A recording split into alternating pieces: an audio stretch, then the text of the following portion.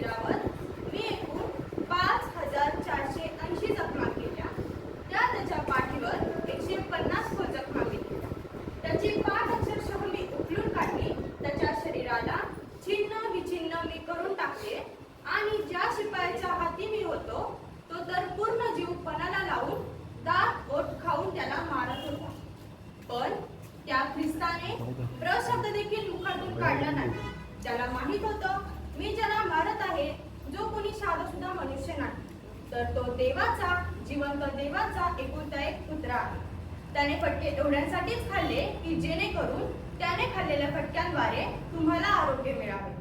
त्याच्या शरीराच्या प्रत्येक भागाला, प्रत्येक अंगाला फटक्यांच्या खुणा मिळाल्या, जेणेकरून आज तुमच्या शरीरातील कुठल्याही अंगाचे, कुठल्याही भागाचे दुखणे असेल तर ते बरे व्हावे.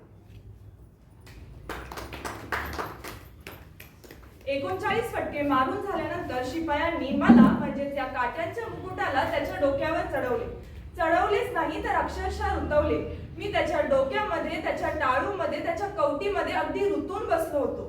एवढेच नाही तर शिपायांनी मला त्याच्या डोक्यावर घालून झाल्यावर पुन्हा एकदा त्याच्या डोक्यावर मारले, जेणेकरून मी त्याच्या डोक्यात अधिकच रुतत गेलो. रक्ताचे ओघ त्याच्या चेहऱ्यावरून अगदी झऱ्यासारखे वाहत होतो, फक्त माझ्यामुळे. एवढेच नाही तर मला त्याच्या डोक्यावर चढवण्याचे कारण म्हणजे तो म्हणाला होता की मी यहुद्यांचा राजा आहे आणि म्हणून त्या राजाला त्यांनी हा काट्यांचा मुकुट घातला.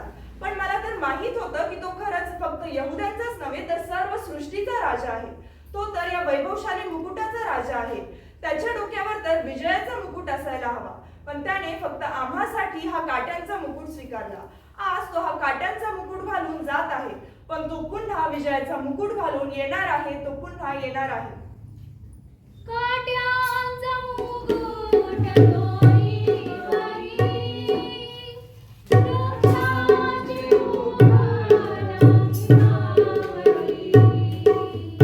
अवजड वदसंभ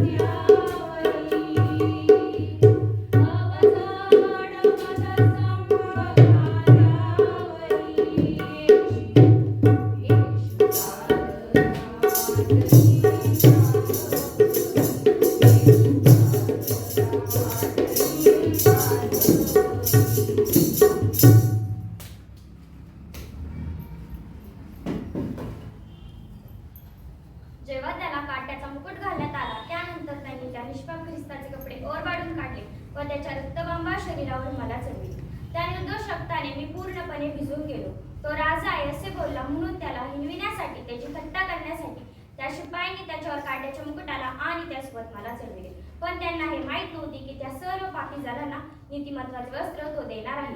जुन्या करारात याजक जेव्हा परमपवित्र स्थानामध्ये जात असे तेव्हा माझ्या रंगाच्या वस्त्राला म्हणजे जसा मी जांभळा आहे तसे वस्त्र परिधान करत असे, कारण तो याजक परमपवित्र स्थानामध्ये जाऊन मनुष्य व स्वर्गीय पिता यांच्यासाठी मध्यस्थी करत असे.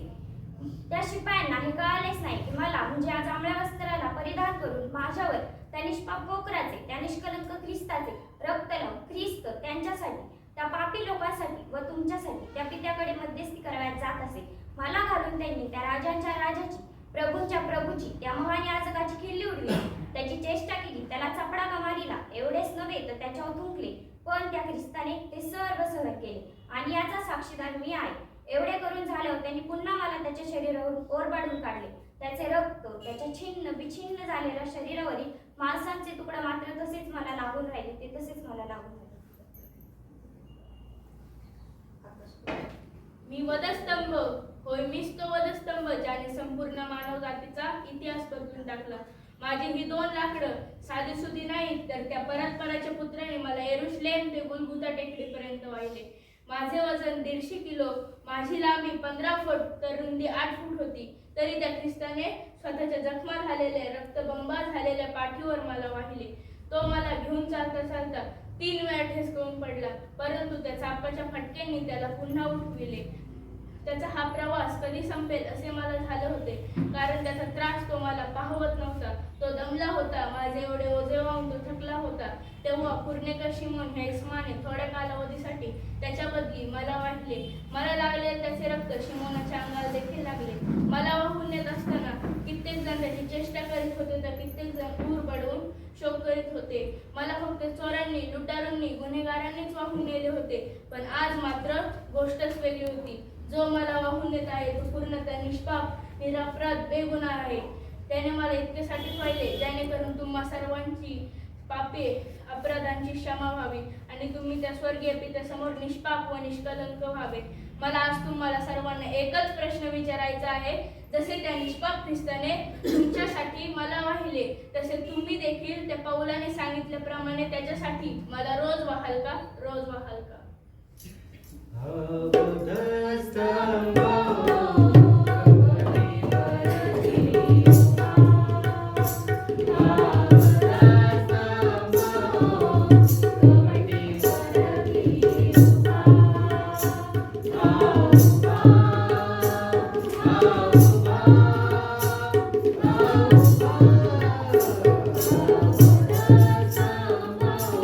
कवटी हरती उभा.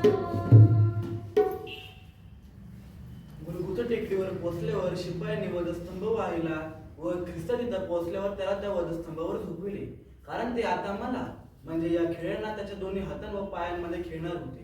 4 इंच जाडीचे व 8 इंच लांबीचे आम्ही तिघी खेळे त्या ख्रिस्ताच्या दोन्ही हातां व पायांमध्ये खेळणार होतो. शिपायांनी हातोडा घेतला व मला त्याच्या दोन्ही हातां व पायांवर ठेवून माझ्या डोक्यावर ते प्रहार करीत गेले. ते तोपर्यंत प्रहार करीत गेले जोपर्यंत मी पूर्ण अर्थ त्या ख्रिस्ताच्या दोन्ही हातांना व पायांना भेदून वधस्तंभाच्या लाकडांना पूर्ण अर्थ रुतून बसत नाही. त्या निर्पराट ख्रिस्ताचे दुःख खूप भयंकर होते. त्याच्या त्या वेदना, त्याचे ते दुःख ते बघून ते खूप भयंकर होते.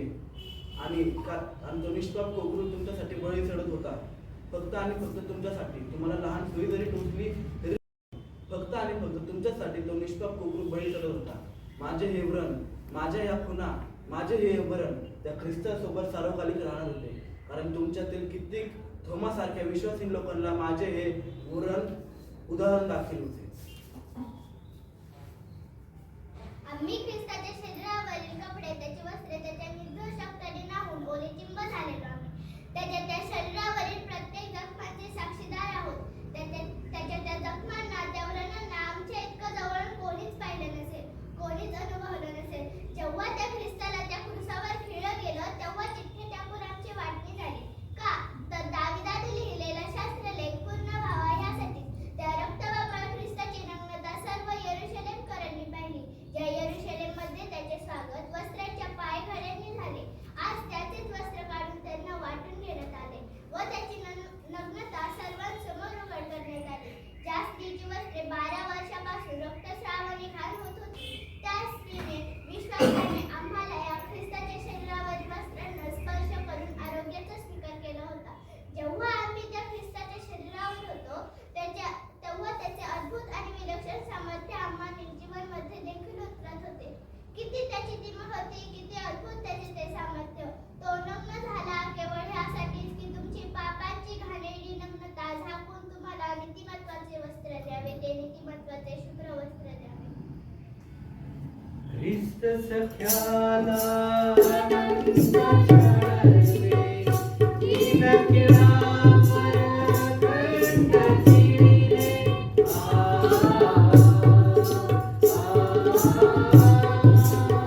ख्रिस्त सख्याला आनंद चढले, दीन किरावर कंठ चिरिले. आता येशू ख्रिस्ताच्या वधस्तंभाच्या प्रवासात 17 तास झाले होते. गेतशेमाने बागेपासून झाली सुरुवात आता गुलगुट्या टेकडीपर्यंत पोहोचली होती आणि तो निष्पाप पोकरा सुळवर देखील चढला होता. मला तहान लागले हे उद्गार त्याच्या मुखातून निघाले. येशू आता तहानलेला होता, तो मरणोन्मुख झाला होता. मरताना प्रत्येक मनुष्याला तहान लागते. ख्रिस्ताला देखील तहान लागली होती व हे सिद्ध झाले की ख्रिस्त देखील पूर्ण मनुष्य आहे. ती तहान भागवण्यासाठी रोमी शिपायांनी पाणी तर दिलेच नाही, दिले तर मला म्हणजे पित्त मिसळलेल्या द्राक्षरसाला, या आंब भरलेल्या स्पंजाला त्या रोमी शिपायांनी ऐजोबाच्या काठीवर लावून येशूच्या तोंडाला लावले, जेणेकरून खरं तर त्या दिवशी त्या रोमी शिपायांनी न कळत प्रथम वलंडन सणाची पुनरावृत्ती केली. ज्या दिवशी इस्रायल लोकांना मिस्र देशातून बाहेर पडायचं होतं त्याच्या आदल्या दिवशी वलंडन सणाचा नियम परमेश्वराने मोशेद्वारे इस्रायल लोकांना दिला. त्याच रात्री इस्रायल लोकांनी असेच एजोब झाडीची एक जुडी घेऊन ती कोकरांच्या रक्तात बुचकळली व ते रक्त दरवाजांच्या कपाळपट्टीला व दोन्ही दार बायांना लाविले, जेणेकरून जी शेवटची पिढा, जी मरणाची पिढा येणार होती, तिने त्यांचे दार ओलांडून जावे. एजोबाच्या झाडीवर बसवलेल्या मला जेव्हा त्या रोमी शिपायांनी ख्रिस्ताच्या तोंडाला लाविले तेव्हा त्या निष्पाप कोकराचे रक्त मला लागले, जेणेकरून तुमच्यावर आदमाच्या द्वारे आलेली मरणाची सत्ता ओलांडून जावी आणि बदला जावा, तर तो निष्पाप कोकरा, सुळावरचा तो निष्पाप कोकरा. पूर्ण झाले आहे असे म्हणून तो आता त्या क्रूसावर गेला होता. त्याने आपले मस्तक लविले होते. त्याचा तो त्रास, त्या वेदना, ते काळे चिरून टाकणारे त्रास आता कायमचे संपणार होत्या. शब्दात दिवशी शरीर वधस्तंभावर राहू नये म्हणून यहुदांनी ख्रिस्ताचे पाय मोडून त्याला घेऊन जाण्याची विनंती पिलाताला केली, पण तो मेला होता. पण त्याचे एकही हात मोडणार नाही हे शस्त्राने पूर्ण झाले होते. पण तरीही एका रोमी शिपायाने मला म्हणजे भाल्याला त्याच्या खुशीत भोकसले. मला भोकसताच त्याच्या शरीरावर मी घेतला आणि मला कळाले की रक्त ह्यासाठी आले की तो पूर्णपणे मनुष्य होता आणि पाणी ह्यासाठी आले की तो पूर्णपणे देवही होता. मला त्याच्या खुशीत भोकसले गेले, पण माझ्याद्वारे त्याला काही त्रास झाला नाही. माझ्याद्वारे त्याला काही वेदना दिल्या गेल्या नाही, कारण परमेश्वराने त्याचे दुःख संपविले होते. त्याचा त्रास आता समाप्त झाला होता. त्या रोमी शिपायाने मला अजून 10 वेळा जरी त्याच्या खुशीत भोकसले असते तरी माझ्याद्वारे त्याला काही त्रास झाला नसता. पण मात्र मी दिलेले ते वर्ण मात्र तो त्याच्या शरीरावर कायमचे धारण करणार होता. त्याच्या शरीरात मी भोकसलो, त्याच्या शरीरातून रक्त ह्यासाठी आले की रक्ताद्वारे त्याचे या भूतलावरचे काम समाप्त झाले आहे. तुमच्या पापासाठी ते रक्त सांडून झाले आहे. आता तुम्ही पापीहीन व शुद्ध झाले आहात. तसेच तो आपले मानवी शरीर सोडून आता गेला आहे. तसेच पाणी यासाठी आले की जरी तो ख्रिस्त आपले मानवी शरीर सोडून गेला तरी तुमच्याकरिता एक कैवारी इथे सोडून गेला आणि ती कैवारी आज देखील तुम्हा सर्वांमध्ये उपस्थित आहे. ऋतुला खुशीत